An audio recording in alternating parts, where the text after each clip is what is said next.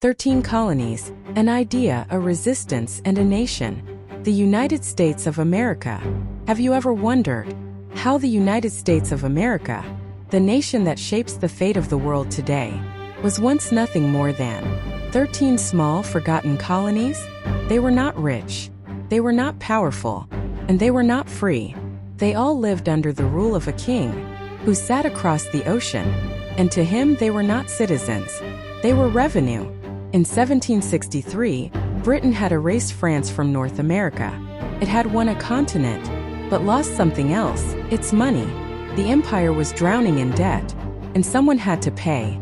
That someone was obvious: the American colonies. One morning, they woke up and found their lives taxed. Newspapers, legal documents, tea.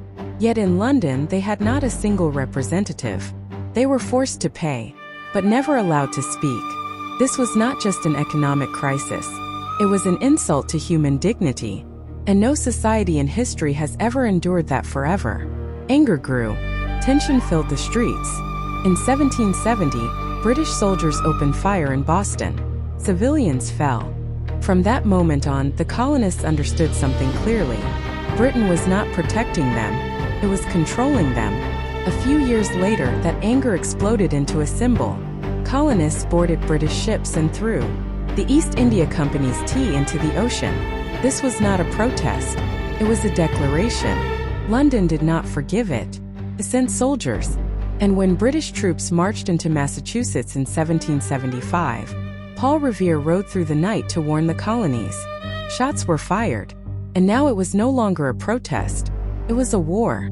The colonies had almost nothing. No trained army. No money.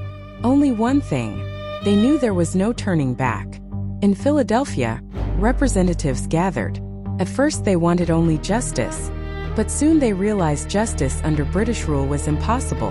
And Thomas Jefferson wrote one of the most dangerous texts in human history. On July 4, 1776, the world heard these words: "All men are created equal." That sentence erased the moral authority of an empire. But ideas alone do not win wars. Armies do. George Washington's forces were hungry, tired, and broken. Yet instead of retreating, he crossed the frozen Delaware River and struck the enemy by surprise. That small victory kept a nation alive.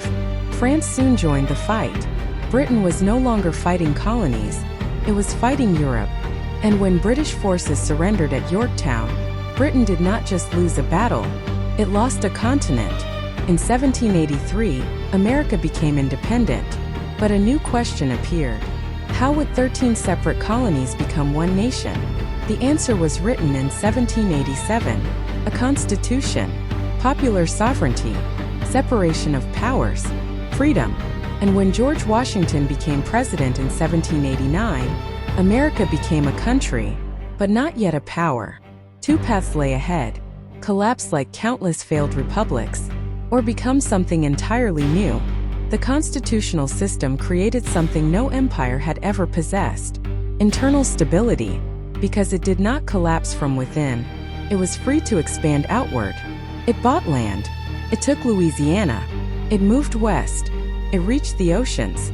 While Europe destroyed itself, America built industry, railroads, banks. Then came the 20th century. While Europe bled through 2 world wars, America grew stronger, economically, militarily, financially.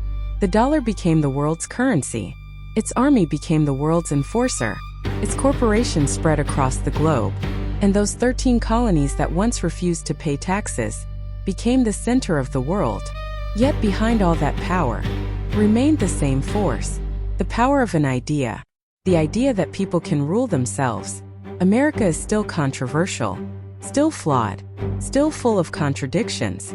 But for the first time in history, a nation was built not by a sword, but by a constitution. And that idea changed the world forever. Power does not come from above, it comes from the people. Thank you for watching. For more content like this, subscribe and stay with us.